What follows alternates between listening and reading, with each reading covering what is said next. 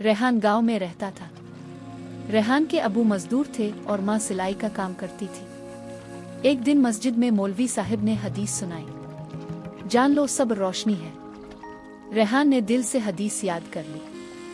अगले दिन इसके पुराने जूते फट गए। स्कूल में सबके नए जूते थे। रेहान उदास हुआ लेकिन माँ से कुछ न कहा। बस रात को इसे मौलवी साहब की हदीस याद आई।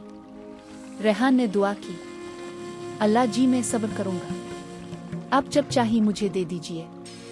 चंद दिन बाद उस्मान स्कूल से वापस आया तो उसके बिस्तर पर नए जूते रखे थे। माँ ने मुस्करा कर कहा, आज तुम्हारे अबू को ज्यादा मजदूरी मिली तो हम तुम्हारे लिए ये ले आए। रेहान ने जूते सीने से लगा लिए और आसमान की तरफ देखकर बोला, नबी सच फरमाते हैं, सब्र रोशनी है।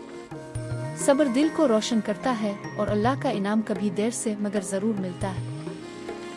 क्या आपने कभी सब्र किया और आपको क्या मिला? कमेंट में जरूर बताएं।